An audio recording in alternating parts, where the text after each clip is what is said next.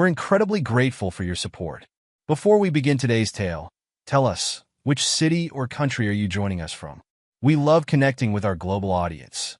Now, let's dive into today's story. Oscar Walker's fingers drummed nervously against his pocket for the 100th time that evening, feeling the outline of the small velvet box hidden within. The ocean breeze carried the salt-tinged air through the open windows of the beachside restaurant, and the setting sun painted the sky in brilliant oranges and pinks. He watched as his wife, Melody, took another sip of her wine, her face glowing in the warm light of the candle between them.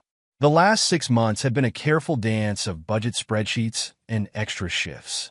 Every Friday and Saturday night, while his friends watched movies or went to parties, Oscar had donned the blue uniform of Henderson Security Services, patrolling empty office buildings until dawn. The exhaustion had been worth it, though. Worth it for this moment. Worth it for the way Melody's eyes had lit up when they'd checked into the modest but charming Sandpiper in that afternoon.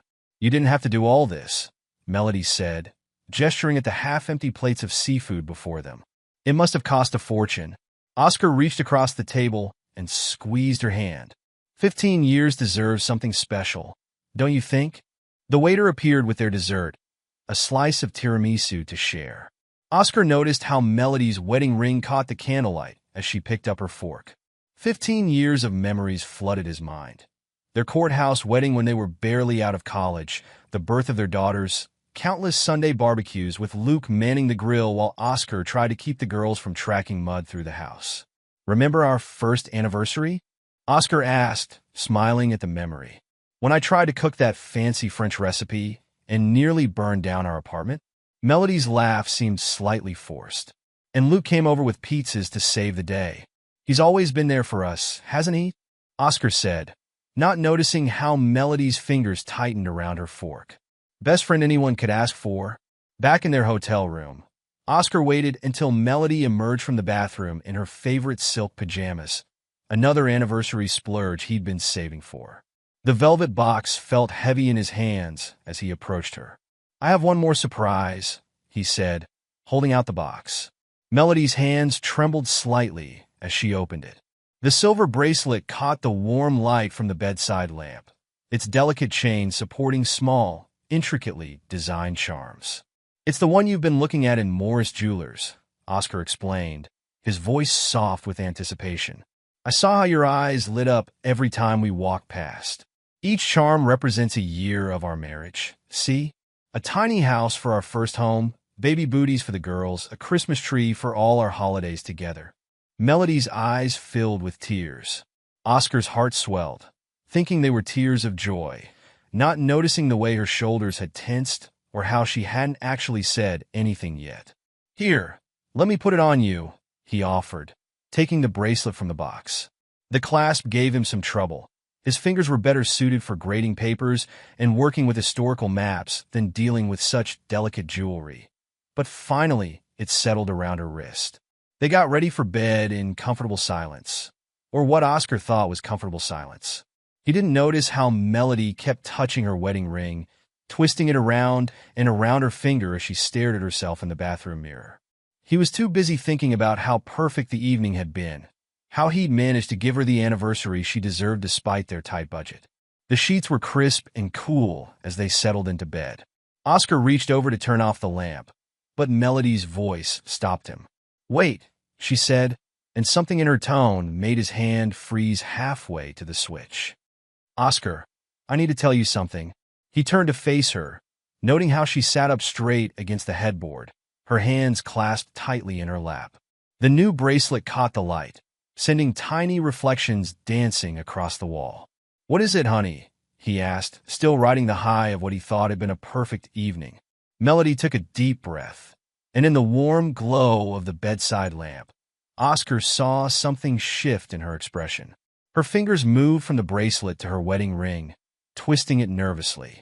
"Luke and I have fallen in love," she said, the words tumbling out in a rush. "And we've been seeing each other for years." The words hung in the air between them, heavy and impossible. Oscar's mind refused to process them at first, as if they were spoken in a language he didn't understand. He stared at her, waiting for the punchline of what must be a terrible joke. But Melody wasn't laughing. She was still talking, her words coming faster now, like a dam breaking. We think it's time to open our marriage. We thought maybe we could all live together, share everything. Oscar's world tilted on its axis. The room seemed to spin around him, the walls closing in. His eyes fixed on the silver bracelet around her wrist. Each charm suddenly a marker not of their happy memories, but of years of deception.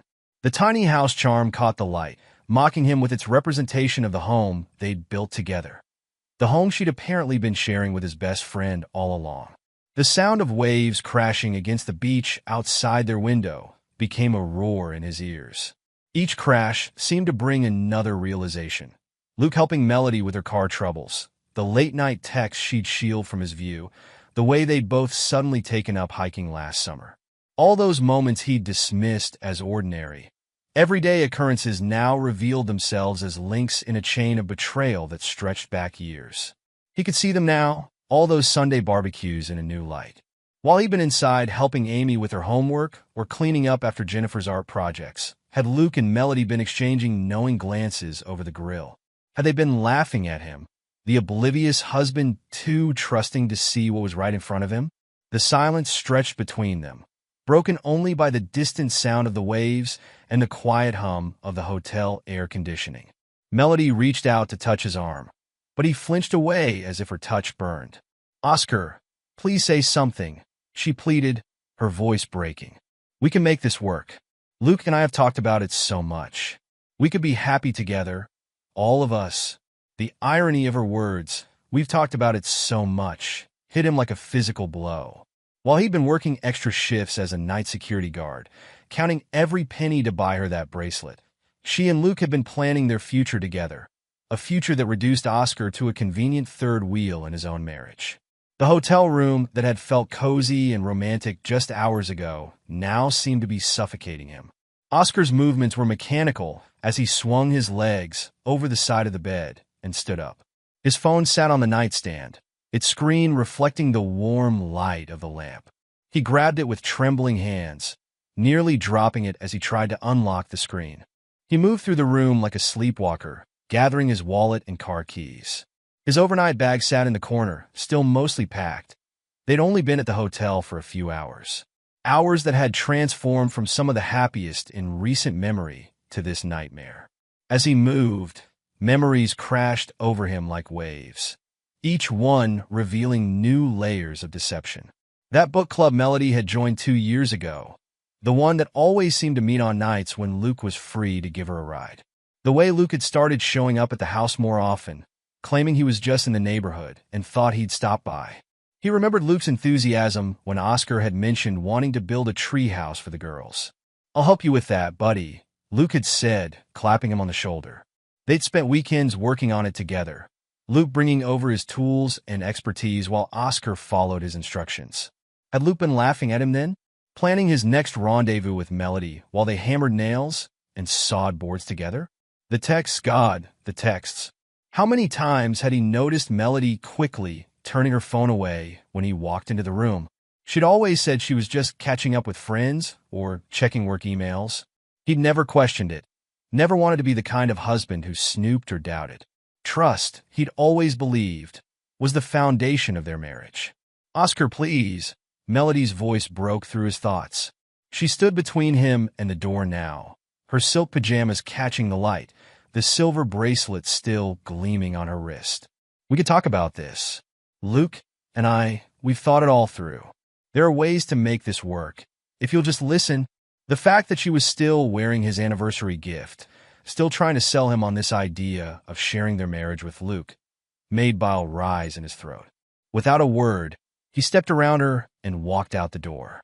The hallway carpet muffled his footsteps as he made his way to the elevator, leaving behind the sound of Melody calling his name.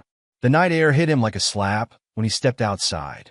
The same ocean breeze that had seemed so romantic earlier now felt cold and harsh against his face.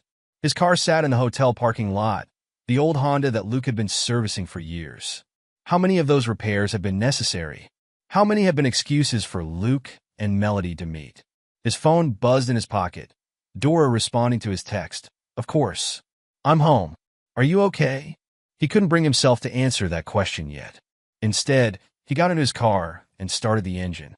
The familiar rumble, maintained so carefully by his betrayer, filled the silence. As he pulled out of the parking lot, he caught a glimpse of Melody standing on their hotel room balcony, watching him leave. The sight of her diminishing figure in his rearview mirror felt like watching 15 years of his life fade away into darkness. Dora Freeman's apartment building loomed ahead, a modest three-story complex on the outskirts of town. Oscar sat in his car for several minutes after parking, trying to compose himself enough to face his sister. The dashboard clock showed 11:42 p.m., not the way he'd expected to end his anniversary celebration. The security light flickered as he climbed the outdoor stairs to Dora's second-floor apartment. Each step felt like lifting lead weights. When he reached her door, he didn't even need to knock. It swung open immediately, revealing his sister's worried face. "Oscar." Dora's voice was soft with concern. She wore flannel pajama pants and an old college sweatshirt, her dark hair pulled back in a messy bun. One look at her brother's face told her everything she needed to know. Come in, come in." The apartment was small but cozy, cluttered with books and papers from Dora's graduate studies in psychology. She cleared a stack of journals from the couch, making space for Oscar to sit. The familiar smell of her apartment, a mix of coffee, old books, and the lavender candle she loved, provided a small comfort. "I'll make some tea," she said, moving toward the kitchen. Or, "Do you need something stronger?" Oscar's composure finally broke. The tears he'd been holding back since leaving the hotel burst forth, his shoulders shaking with silent sobs. Dora abandoned the idea of tea and rushed to sit beside him, pulling her big brother into a tight hug. "Melody and Luke," he managed to choke out between sobs. They've been, Shoo," Dora soothed, rubbing circles on his back like their mother used to do when they were kids. "Take your time." Through his tears, Oscar told her everything. The perfect anniversary dinner, the bracelet he'd saved for months to buy, Melody's devastating confession. As he spoke, he pulled out his phone and showed Dora the banking app, the careful tracking of his security guard wages, the savings account he'd labeled M Surprise, where he'd been squirreling away money for her teaching degree. "I was going to tell her tomorrow," he said, his voice hollow, "about the summer classes. I'd worked it all out with the community college. She always talked about wanting to teach, about how she'd given up on her degree when we had Amy." Dora's expression shifted, a shadow passing over her face. She got up and retrieved her laptop from the dining table, settling back beside him on the couch. "There's something else you should know," she said hesitantly. "I didn't want to be the one to tell you this, but..." She opened her laptop and navigated to Facebook, scrolling through various posts from their mutual friends. Oscar's breath caught in his throat as he saw the evidence laid out before him. Photos of Luke and Melody at restaurants he'd never been to, at parties he hadn't attended.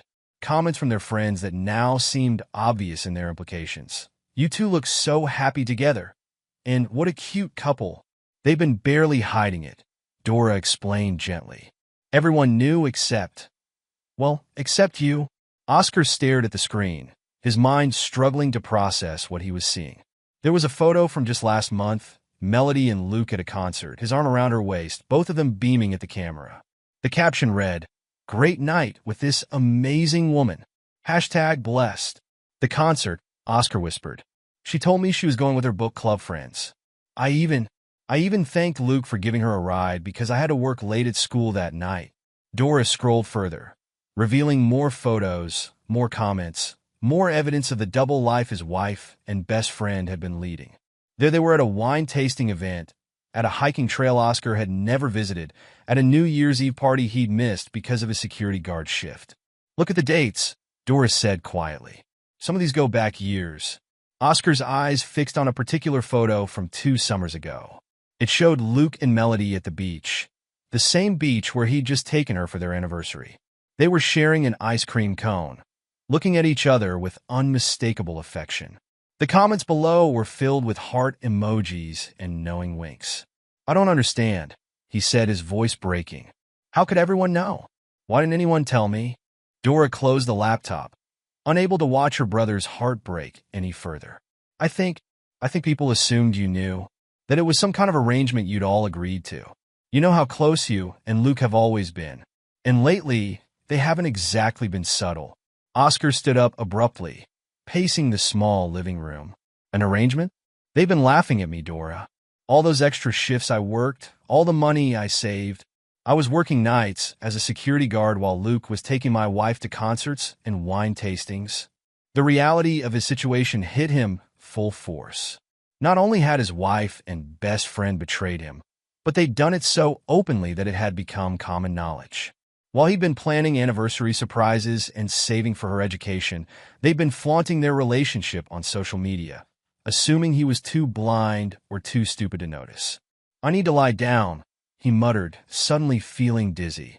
I can't process this right now." Dora immediately jumped up. "Of course. I'll get the spare room ready. You can stay as long as you need." As she bustled around preparing the guest room, Oscar sank back onto the couch, his head in his hands. His phone buzzed repeatedly, messages from Melody, probably still trying to sell him on their idea of a three-way relationship. He turned the phone off without reading them.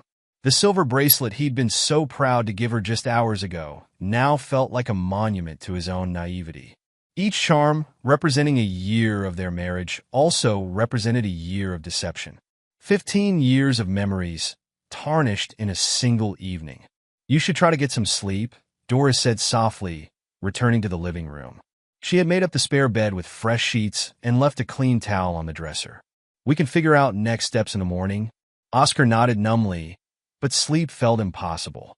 As he lay in Dora's spare room, his mind kept replaying every interaction with Luke over the past few years. The friendly claps on the shoulder, the offers to help with home repairs, the concerned questions about whether Oscar was working too hard. Had it all been an act? A way to assuage Luke's guilt while he pursued a relationship with Oscar's wife?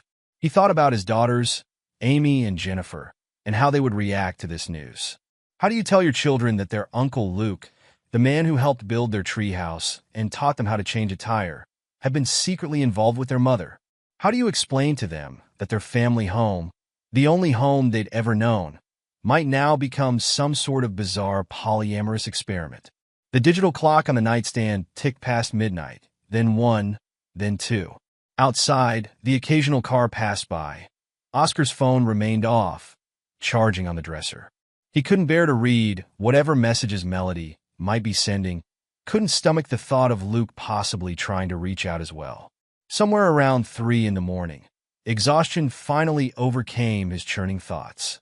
As he drifted into an uneasy sleep, his last conscious thought was of the security guard uniform hanging in his closet at home. The uniform he'd worn for countless extra shifts, saving money for a woman who'd been planning to reshape their marriage without his consent. In his dreams, he kept returning to that hotel room, to the moment when everything changed. But in the dreams, he said all the things he wished he'd said in reality. He demanded answers, expressed his anger, defended his dignity. In reality, he had simply walked away, too shocked and hurt to form words.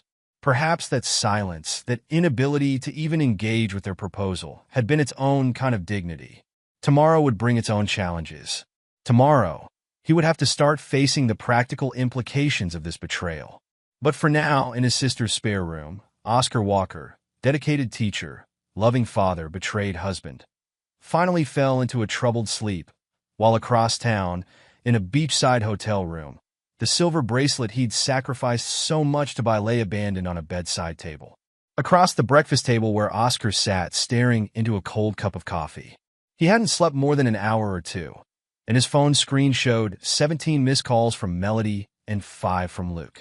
The messages he couldn't bring himself to read numbered in the dozens.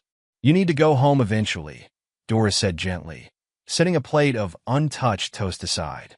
"At least to get some clothes and talk to the girls." Oscar nodded numbly. His daughters would be wondering where their parents were. The anniversary weekend was supposed to last until Sunday evening, but here he was at his sister's apartment on Saturday morning, his world shattered into unrecognizable pieces. The drive home felt surreal. Each familiar landmark seemed to mock him with memories. The auto shop where Luke had serviced his car countless times, the bank where Melody worked as a teller, the high school where he taught history. His hands gripped the steering wheel tighter as he turned onto his street. A sharp intake of breath. Luke's red pickup truck sat in his driveway, next to Melody's silver Civic. They were waiting for him. Of course they were waiting for him. The house key felt foreign in his hand as he unlocked the front door. The sound of voices drifted from the kitchen, quiet, serious tones that cut off abruptly when he stepped inside. The hardwood floors creaked beneath his feet as he moved through the living room, past family photos that now felt like exhibits in a museum of lies. Oscar stopped dead in the kitchen doorway. Luke and Melody sat at his kitchen table, with a laptop open between them and several printed documents spread across the surface. A PowerPoint presentation glowed on the screen, its title slide reading, "Building Our Future Together, a Proposal for Ethical Non-Monogamy." Oscar. Luke stood up, his face a mixture of concern and determination. He looked exactly the same as he had at their last barbecue 2 weeks ago, when he'd helped Oscar clean the grill and talked about planning a fishing trip. "Thank you for coming home. We need to talk about this rationally." Melody's hands were clasped tightly around a coffee mug, the one Oscar had bought her last Christmas, with "World's Best Mom" printed on the side. "Please just sit down and listen. We put a lot of thought into this." Oscar remained standing in the doorway, his voice barely above a whisper. "Where are the girls?" "At my mother's," Melody replied quickly. We thought it would be better to have this conversation privately." Luke cleared his throat and gestured to the laptop. "We've prepared a presentation. It explains everything, how this could work, the benefits for everyone involved. There's research showing that polyamorous households can be just as stable as traditional ones, sometimes even more so." Oscar's eyes moved from the laptop to the papers scattered across the table. Financial documents caught his attention, mortgage statements, bank records. His stomach churned as he picked up one of the papers. "What is this?" he asked, though the letterhead from First Regional Bank made it clear enough. Melody shifted in her chair. "Luke's business has been doing really well. He can help with the mortgage. We thought, with 3 incomes, we could actually upgrade some things around the house. Maybe finally finish the basement renovation you've been talking about. We can make this work," Luke added, clicking to the next slide, which showed a proposed schedule, detailed blocks of time labeled family dinner, Oscar and kids, Melody and Luke date night, Oscar and Melody time. "Look, we've mapped everything out. Equal time, equal respect. The kids would have 3 adults looking out for them instead of just 2. Oscar's hands trembled as he continued scanning the mortgage documents. Something wasn't right. His signature appeared on forms he'd never seen before, dates from weeks ago when he'd been nowhere near a bank. "These forms," he said, his voice growing stronger with dawning understanding. "I never signed these." The kitchen fell silent. Melody's fingers tightened around her coffee mug. Luke's confident posture faltered slightly. "We knew you might need time to adjust to the idea," Melody said carefully. "But the refinancing opportunity was time-sensitive. With my position at the bank, I was able to expedite things." "You forged my signature?" The words came out in a horrified whisper. "It's not like that," Luke jumped in. "We're all going to be living here together. The money's going to benefit everyone. My business is solid. I can cover the increased payments easily." Oscar's world tilted for the second time in less than 24 hours. Not only had they been carrying on behind his back for years, but they'd actually started making financial decisions about his house, forging his signature, planning to take on debt in his name. "Get out," he said quietly. "Oscar, please." Melody stood up. "Just look at the rest of the presentation. We've thought of everything. We can make this work. Get out." The words exploded from him, echoing off the kitchen walls. "Both of you, get out of my house. And take your PowerPoint presentation about stealing my home with you." Luke raised his hands in a placating gesture. "Come on, buddy, you're not thinking clearly. We're trying to be honest with you now, trying to build something better for everyone." "Honest?" Oscar laughed, a harsh sound that held no humor. "You want to talk about honesty while you're sitting there with forged mortgage documents? While you're planning to take my home right out from under me?" "It's our home," Melody insisted, tears welling in her eyes. "We're trying to make it better, make it work for everyone. The girls would understand eventually. They love Luke. He's been like a second father to them already." That was the wrong thing to say. Oscar's vision went red around the edges. Luke is their uncle, not their father. I'm their father. I'm the one who's been working 2 jobs to give them everything they need. I'm the one who's been here every day, not sneaking around behind everyone's backs. He grabbed the mortgage documents from the table, crumpling them in his fist. I want both of you out of this house right now. And Melody, you can expect to hear from a lawyer. Forgery is a crime, even for bank tellers. The color drained from Melody's face. You wouldn't what? Report a crime? Tell the truth? That seems to be something you both have trouble with. Oscar turned to Luke, years of friendship turning to ash in his mouth.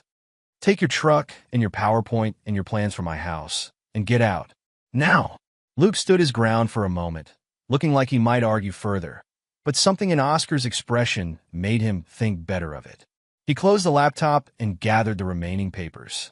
Come on, Mel, he said softly. We'll try again when he's calmer. When he can see this is best for everyone. Oscar watched them leave, Luke's arm around Melody's shoulders as they walked to his truck. The same arm that had hugged Oscar at countless birthdays and barbecues. The same shoulders that had helped carry furniture when they'd first moved into this house. When their vehicles had disappeared down the street, Oscar sank into a kitchen chair, the crumpled mortgage documents still clutched in his hand. He pulled out his phone with shaking fingers and did something he never thought he'd have to do. He searched for divorce lawyers in his area. The weeks that followed seemed to blur together in a haze of legal consultations, sleepless nights, and impossible decisions. Oscar's modest teacher's salary stretched thin across 2 households after he moved into a cramped studio apartment, leaving the house to Melody and the girls. His lawyer advised against leaving, but Oscar couldn't bear to stay under the same roof with the woman who had betrayed him so completely. The studio apartment felt more like a cell than a home. A twin bed occupied one corner, a small desk another, and a kitchenette that barely deserved the name took up one wall. The bathroom was so small he had to step sideways around the toilet to reach the shower. But it was all he could afford after factoring in child support and his mounting legal fees. His students noticed the change in him. The passionate discussions about historical events that had once characterized his classes gave way to subdued lectures and worksheet assignments. Dark circles appeared under his eyes. His shirt showed wrinkles that would have been unthinkable a month ago, and he found himself losing his place in the middle of sentences. The whispers started in the teacher's lounge first. Did you hear about Oscar and Melody? I always thought Luke spent too much time at their house. Those poor girls. One Tuesday morning, as Oscar tried to explain the causes of World War I to a class of increasingly restless sophomores, a knock at his classroom door made him jump. Norman Yoder, the school principal, stood in the hallway, his face set in what he probably thought was a sympathetic expression. Mr. Walker, could you step out for a moment? Oscar's students exchanged meaningful glances as he walked to the door. They knew something was wrong. Teenagers always knew. He caught them whispering about his situation more than once, had seen them quickly close social media apps when he walked past. In the hallway, Principal Yoder didn't waste time on pleasantries. Oscar, I've received some concerning feedback about your recent performance. Your last round of student evaluations showed a significant decline. I'm dealing with some personal issues, Oscar said stiffly. It's temporary. Yes, well, Yoder shifted uncomfortably. Several parents have expressed concern about their children's progress in your class, and some of your colleagues have noticed changes in your behavior. Changes? You seem distracted, unprepared. This isn't like you, Oscar. I think it might be wise to schedule a wellness check with our district counselor. Oscar's hands clenched at his sides. I'm fine, Norman. I just need some time to adjust to changes in my personal life. Ah, yes. About that. Yoder glanced around the empty hallway. We try to maintain certain standards of moral conduct among our faculty. The community talks, you understand. Heat rose in Oscar's chest. Moral conduct? My wife and best friend betrayed me, and you're questioning my moral conduct? Now, Yoder raised his hands defensively. No one is judging anyone. But if you need to take some time off, perhaps a leave of absence. I need my job, Oscar said through gritted teeth. My salary barely covers child support and rent as it is. Yoder nodded, though his expression suggested he wasn't really listening. Just think about the counseling, won't you? We need to document that we've taken appropriate steps to address these performance issues. Back in his classroom, Oscar found his students unusually quiet, obviously straining to hear the hallway conversation. He returned to his lecture on World War I, but the words felt hollow in his mouth. How could he explain the complex web of alliances that led to global conflict when he couldn't even understand the betrayal that had destroyed his own home? That evening, driving to his daughter's soccer game, Oscar passed Luke's auto shop. The sight of Jennifer's car in the parking lot made him slam on his brakes. He pulled over, watching as his younger daughter emerged from the shop office, smiling and waving to someone inside. Luke appeared in the doorway, handing Jennifer what looked like an envelope. They talked for a few minutes, Luke's hand resting paternally on Jennifer's shoulder, before she got into her car and drove away. Oscar's phone buzzed, a text from Amy, his older daughter. Got the job at Uncle Luke's. He's going to teach me about business management. Says I could help run the place someday. The phone slipped from Oscar's numb fingers onto the passenger seat. Luke wasn't content with taking his wife and his home. Now he was trying to buy his daughter's affection too. The thought of his children working for the man who had helped destroy their family made bile rise in his throat. He picked up his phone again, fingers hovering over the keys. What could he say? Don't trust the man who's offering you opportunities one can't afford to give you. Don't be fooled by the uncle who's been in your life since before you could walk. Instead, he typed, "That's great, sweetheart. Be sure to do your homework too." Later that night, in his studio apartment, Oscar sat at his small desk grading papers. The red marks he made on his students' essays blurred before his eyes, looking too much like the ink that had forged his signature on those mortgage documents. His daughter's latest Instagram post showed her at Luke's shop, posing proudly in a new employee t-shirt. The comments were full of heart emojis and congratulations, including one from Melody. "So proud of you, baby. Uncle Luke is the best." Oscar closed his laptop and walked to the window. From the third floor, he could see the city lights spreading out before him, so different from the quiet suburban view he'd had from his home. Somewhere out there, his daughters were sleeping in their childhood beds, while Luke probably sat at his kitchen table, planning more ways to integrate himself into their lives. The weight of it all, the betrayal, the financial strain, the whispers at work, the slow loss of his children's affection, pressed down on him like a physical force. He hadn't felt this alone since his parents died, and even then, he'd had Luke's shoulder to cry on. The community center circle of folding chairs. Oscar shifted uncomfortably, trying to find a position that didn't make the metal chair dig into his back. He hadn't wanted to come to this support group for betrayed spouses, but his sister Dora had insisted, saying he needed to talk to people who understood what he was going through. Would anyone like to share their story today? The group facilitator's voice was gentle, practiced in handling raw emotions. Oscar kept his eyes fixed on the linoleum floor, studying the scuff marks from years of dragged chairs.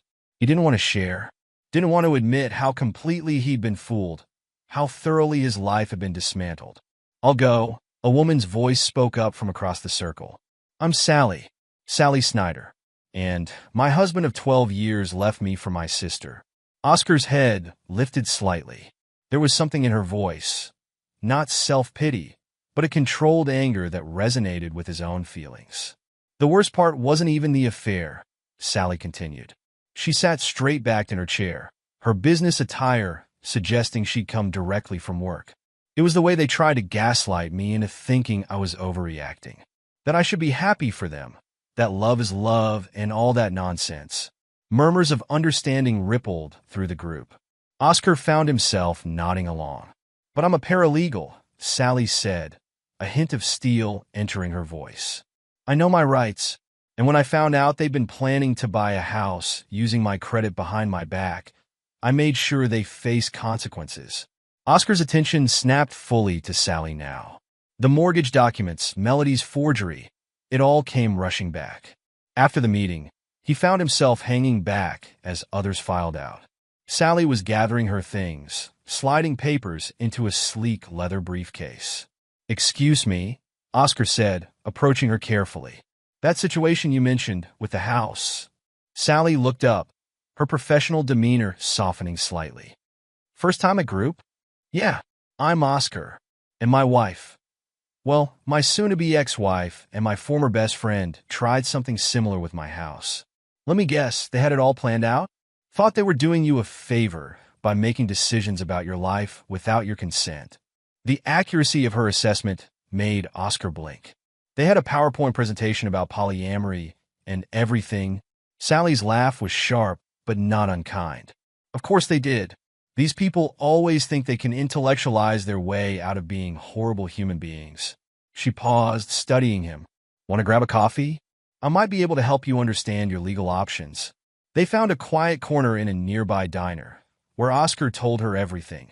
The anniversary revelation, the forged documents, Luke's attempts to buy his daughter's loyalty through job offers. Sally took notes as he spoke, her pen moving quickly across a legal pad. The forgery is serious, she said when he finished, especially since she used her position at the bank to do it. That's not just forgery. It's abuse of her professional position. Oscar wrapped his hands around his coffee mug, seeking warmth. I have copies of the documents, but I don't know where to start. First thing tomorrow, you need to report this to her bank's compliance department, Sally said, writing something on her legal pad. They take this kind of thing very seriously. Then we need to look at your house's current mortgage status and any other financial documents she might have had access to. A man at the next table had been glancing their way throughout the conversation. Now he stood up and approached them, his weathered face creased with concern. Sorry to interrupt, he said, but I couldn't help overhearing about the auto shop owner. I'm Vince McKee, by the way. I was at the support group too, sitting in the back. Oscar nodded, remembering seeing him in the circle. I work for the state's Consumer Protection Office, Vince continued, pulling out a business card. And let's just say your friend Luke's auto shop has been on our radar for a while. Sally's eyebrows rose. What do you mean? Vince glanced around the diner before sliding into their booth. We've had complaints about unusual billing practices, unnecessary repairs, overcharging, but nothing concrete enough to act on. The victims are often elderly or don't know enough about cars to challenge his recommendations.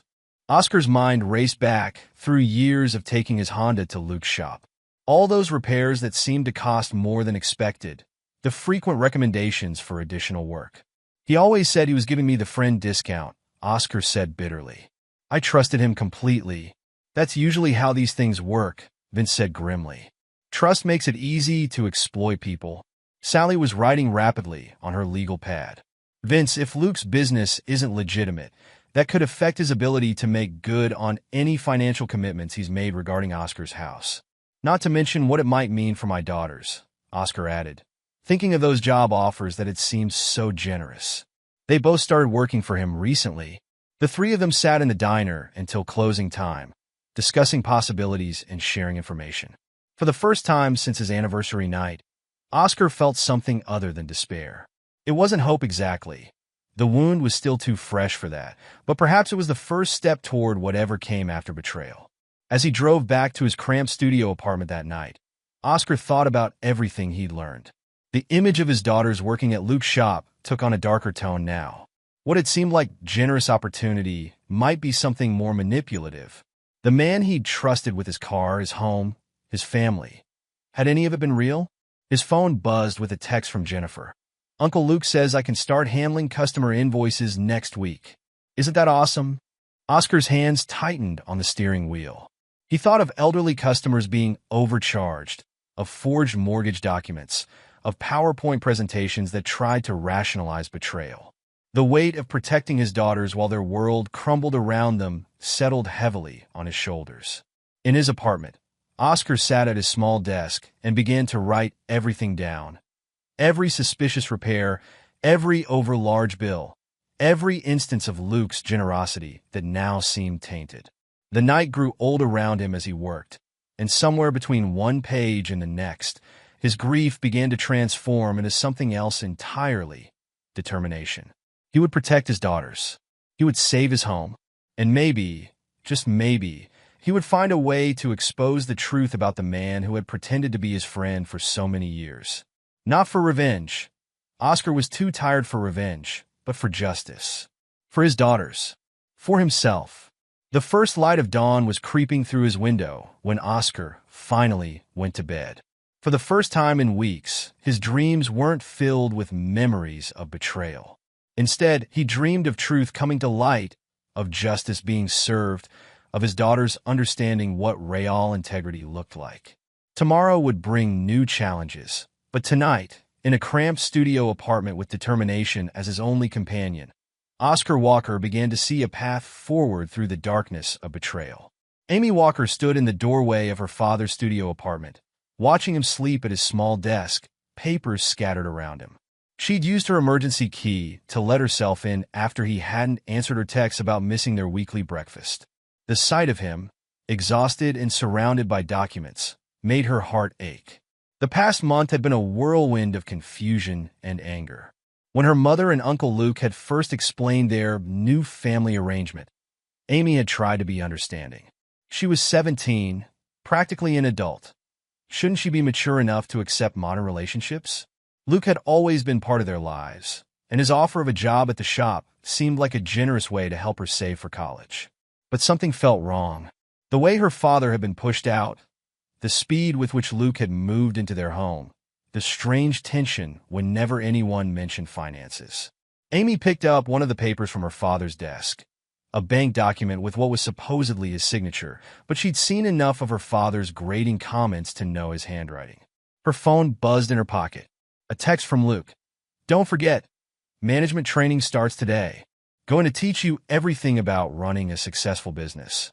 Amy's finger hovered over the reply button when she noticed her father's phone on the desk, screen lighting up with a new message.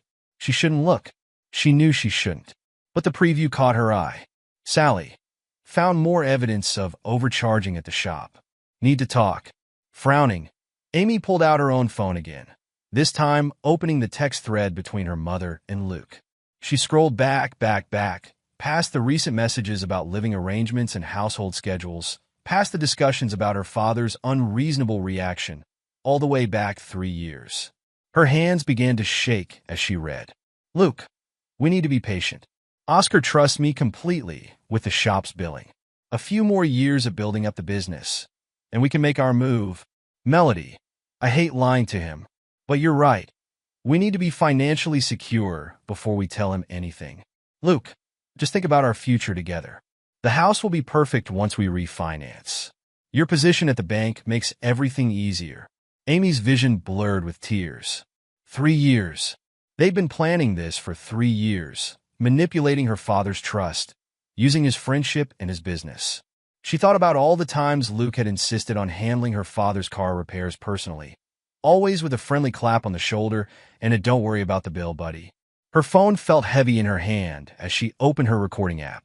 She'd learned about single-party consent laws in her government class. As long as she was part of the conversation, she could legally record it. Taking a deep breath, she typed a response to Luke. "On my way to training. Can't wait to learn everything about the business."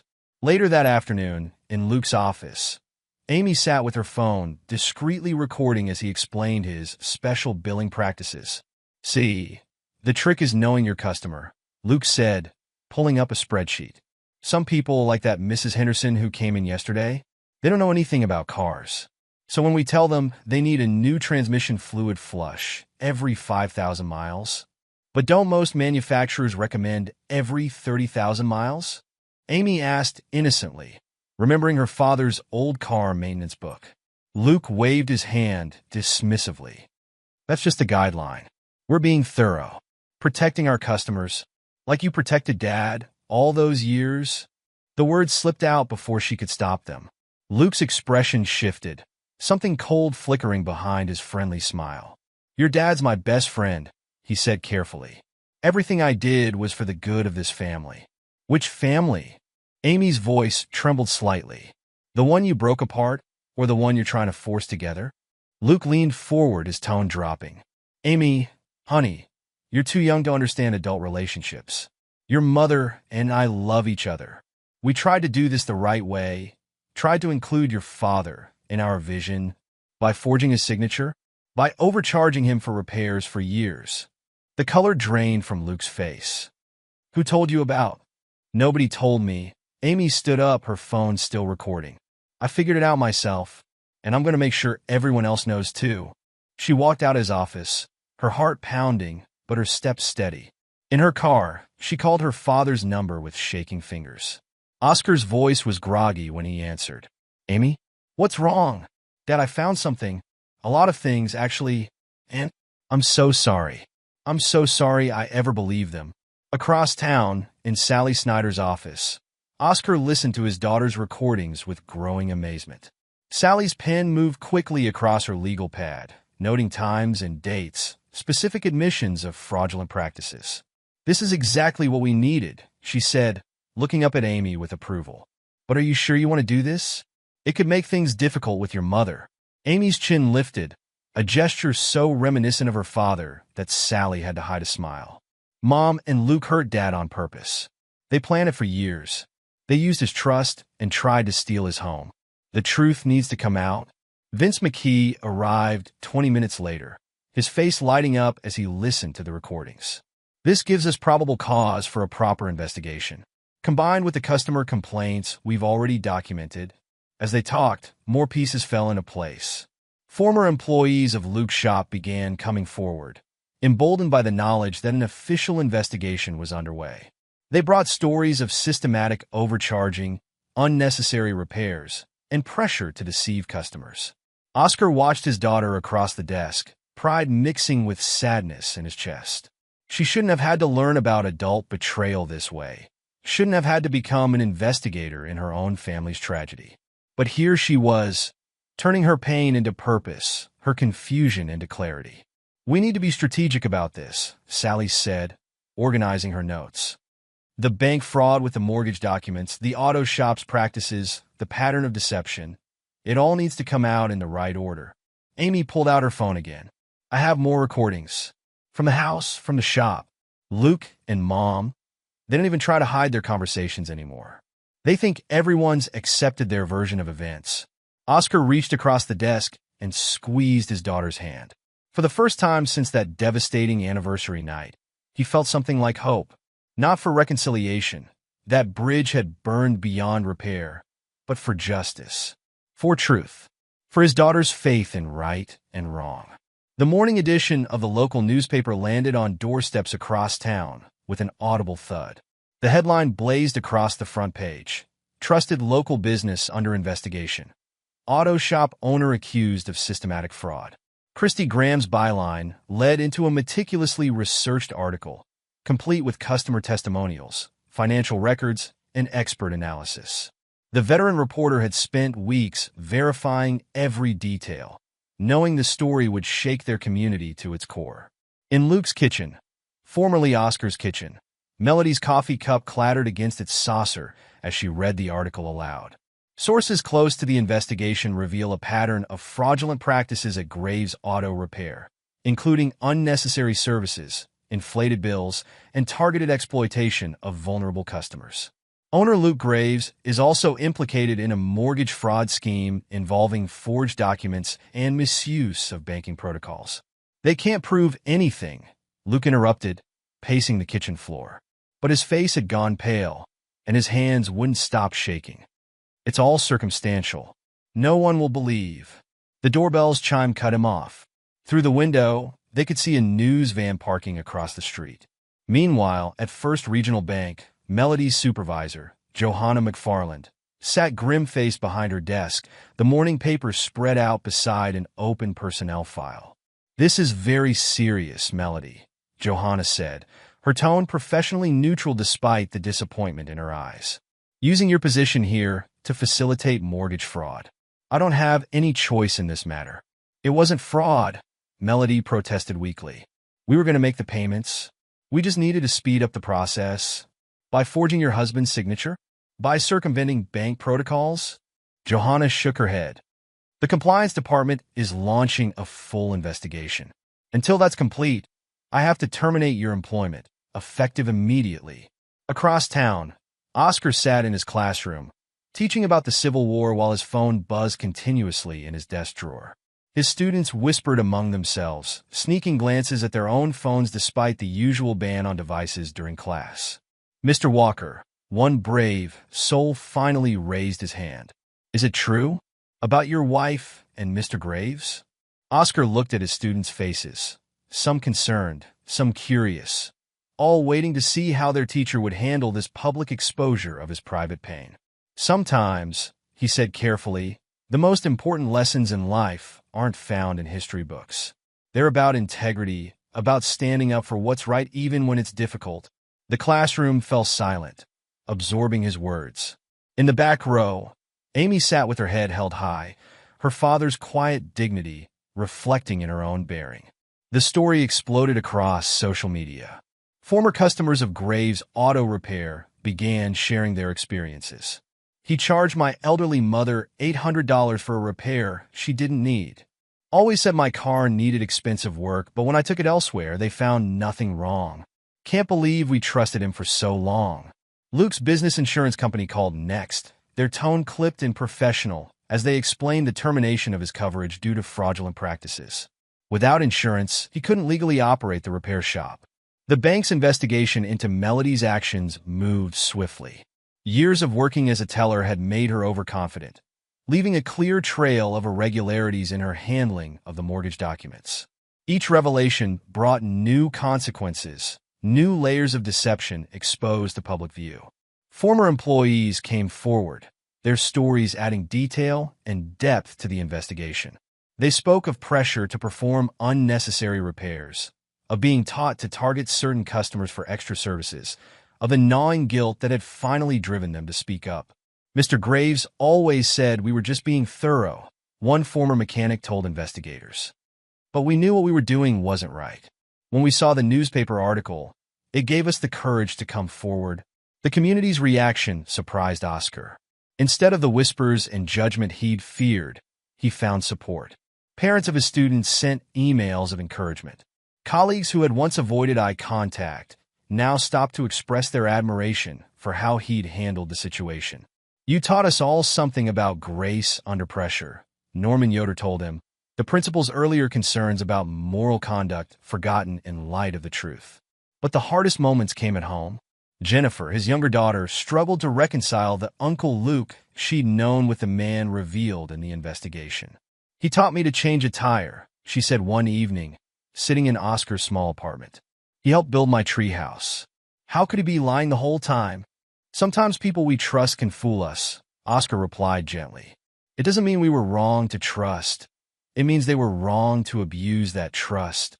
Amy, who had initially struggled with her role in exposing the truth, found her voice growing stronger.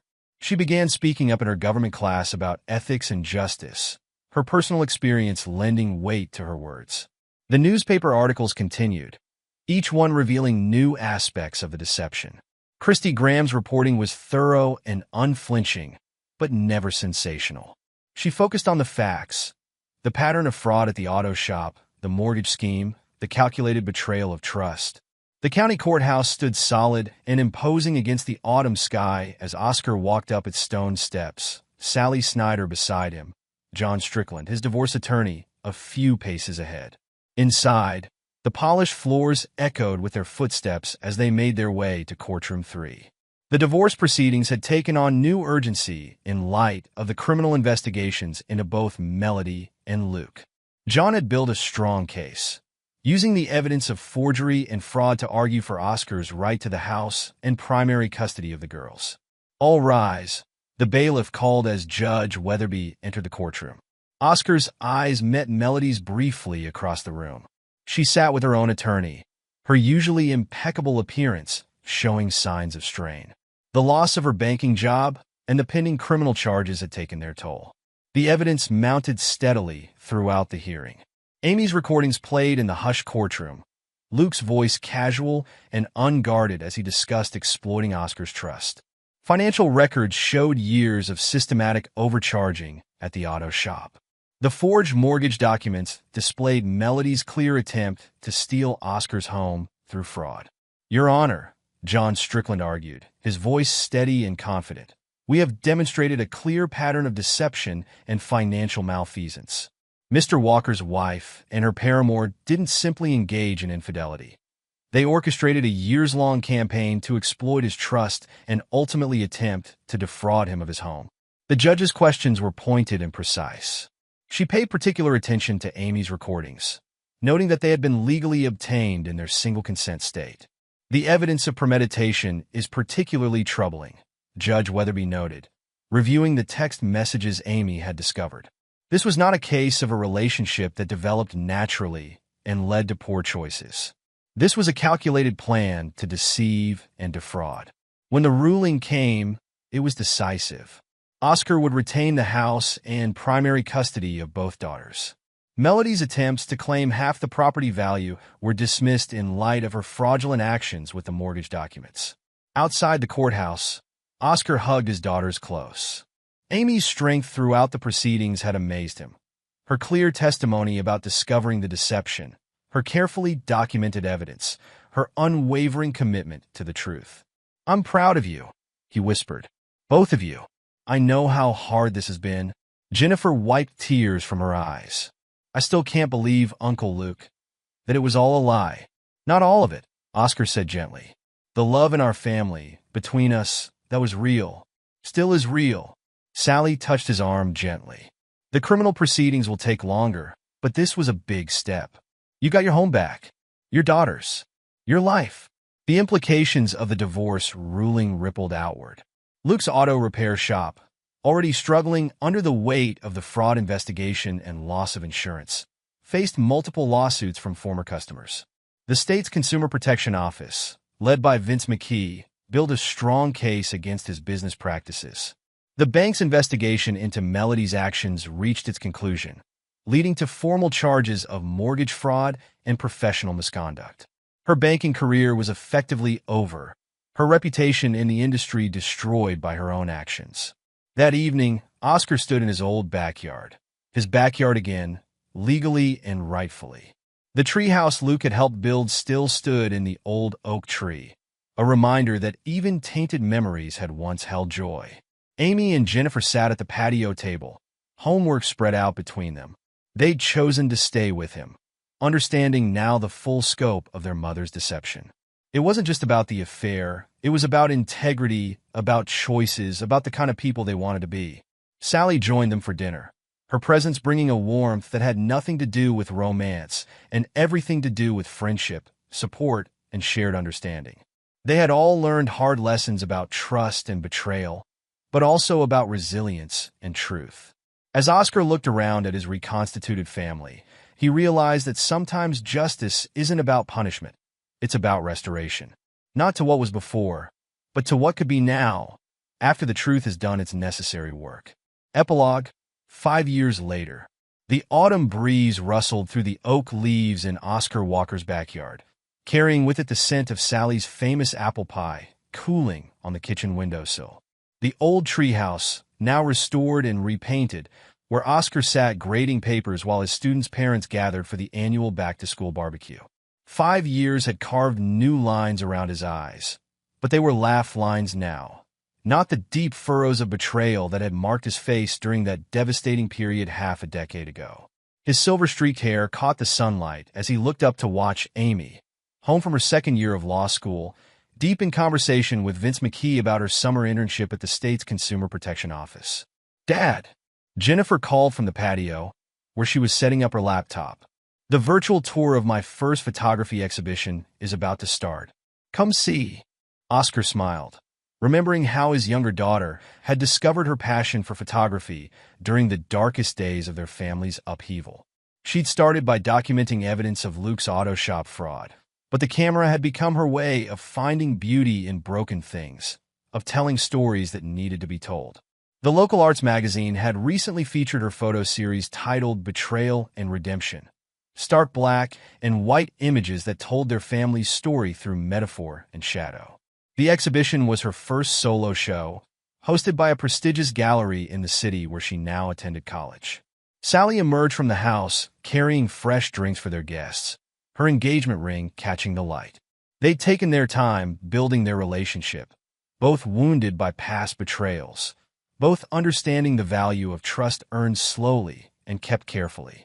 Their wedding was planned for spring, a small ceremony in this very backyard where their story had truly begun.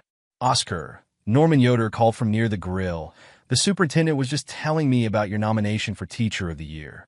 The way you've helped students deal with their own family challenges. It's remarkable. The support group Oscar had started for students dealing with difficult family situations had grown into a district-wide program. His own experience had taught him that sometimes the most important lessons weren't found in textbooks, and his classroom had become a place where history and humanity intertwined. Dora, who had recently completed her PhD in psychology, often collaborated with him on the program. Her dissertation on trust, betrayal, and recovery in family systems had been inspired by watching her brother's journey from devastation to renewal. News of Melody and Luke's current circumstances arrived sporadically through the small-town grapevine. After the criminal charges for fraud and forgery, they'd moved to Arizona, their dreams of a polyamorous paradise shattered by consequences. Luke's attempt to open another auto shop there had failed when background checks revealed his history. He now worked as a low-level employee at a corporate chain garage, his entrepreneurial ambitions buried under the weight of his past actions. Melody had faced her own struggles. The forgery conviction had made it impossible to work in banking or finance. Last anyone heard, she was working as a retail clerk, her carefully maintained image of suburban success replaced by the harsh reality of starting over in middle age with a criminal record. Their hasty marriage, performed at a Las Vegas chapel shortly after leaving town, had already ended in divorce. The stress of financial difficulties, mutual blame, and the constant shadow of their past actions had proven too much for their relationship to bear. As Amy had observed during one of her rare conversations with her mother, a foundation built on lies will always crack under pressure. The auto shop that had been the center of so much deception had found redemption under new ownership. Luke's former manager, Mike Chun, had bought it at auction and transformed it into one of the most trusted repair businesses in the region. His strict ethical policies and transparent pricing were direct responses to the previous owner's fraud, and he'd even hired Jennifer to design the shop's new marketing materials, an act of poetic justice that hadn't been lost on anyone. The civil suits from Luke's former customers had finally been settled, though the repayment plan would follow him for decades. Some of the elderly victims had passed away before seeing justice, but their families had made sure their stories were heard. The local newspaper had run a follow-up series by Christy Graham, documenting how the community had healed and learned from the scandal. Oscar's phone buzzed, a text from his divorce attorney, John Strickland, who had become a friend over the years. Just handled another case inspired by yours. Client found strength in your story. Grabbing lunch next week? These messages didn't hurt anymore. The silver bracelet that had once symbolized 15 years of lies had been sold. The money split between his daughter's college funds. Amy's law school tuition and Jennifer's photography equipment were fitting uses for funds that had once represented such pain. The sound of laughter drew Oscar's attention back to his backyard.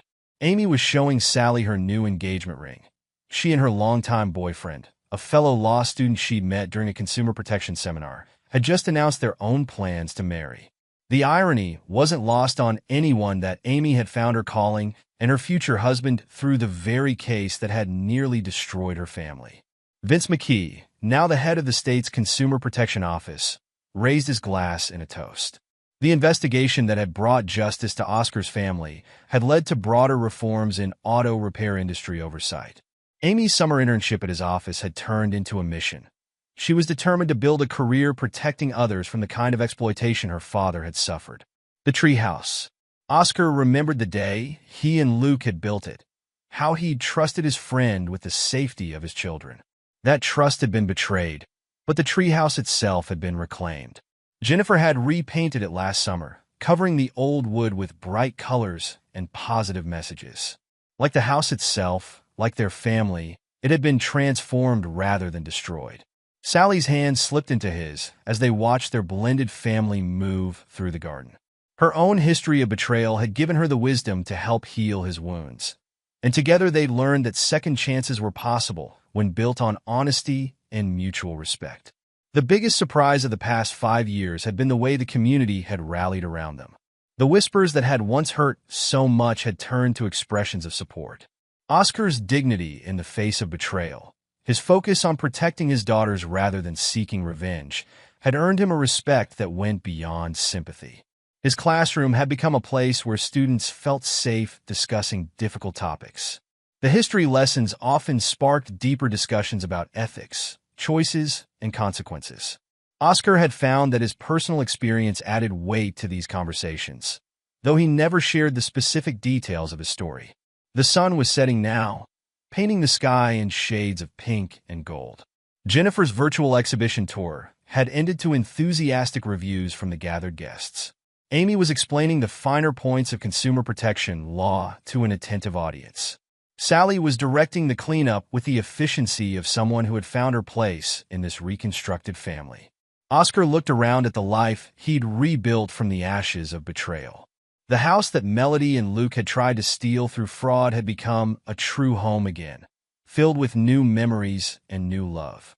His daughters had grown not just older but stronger, their character forged in the crucible of their family's crisis. The anniversary bracelet was long gone, but its proceeds had helped Amy buy her law school textbooks and Jennifer purchase her first professional camera.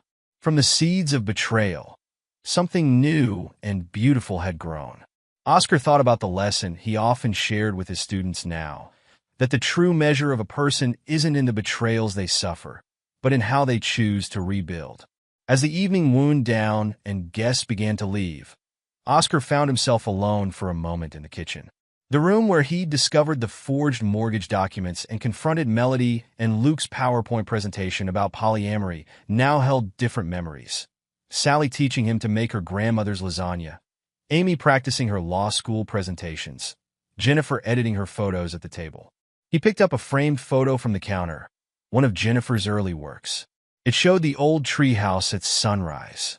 The image had won her first photography award and now served as the cover of her exhibition catalog. The house fell quiet as the last guest departed. Amy and Jennifer were staying the night, just like they had so often during the worst of times. But now their presence wasn't about seeking shelter from a storm. It was about choosing to be together, about celebrating the family they'd become rather than mourning the one they'd lost. Sally joined him at the kitchen window, where they could see the treehouse silhouetted against the rising moon. "Penny for your thoughts?" she asked softly. Oscar smiled, drawing her close. "Just thinking about how sometimes the worst betrayals can lead us to our best selves." He paused, looking out at the yard where so much of their story had unfolded, and how the right kind of love doesn't need PowerPoint presentations to prove its worth. The oak tree's leaves rustled in the evening breeze, its branches still strong, still sheltering the treehouse that had survived betrayal and renewal. Like the family it watched over, it had weathered the storm and grown stronger, its roots reaching deeper, its branches stretching toward whatever tomorrow might bring. And there you have it. Another story comes to an end. What did you think? I'd love to hear your thoughts in the comments below. If you enjoy this story, consider joining our community by subscribing. It means the world to us. For more stories like this one, check out the recommended videos on screen. And I'll see you there.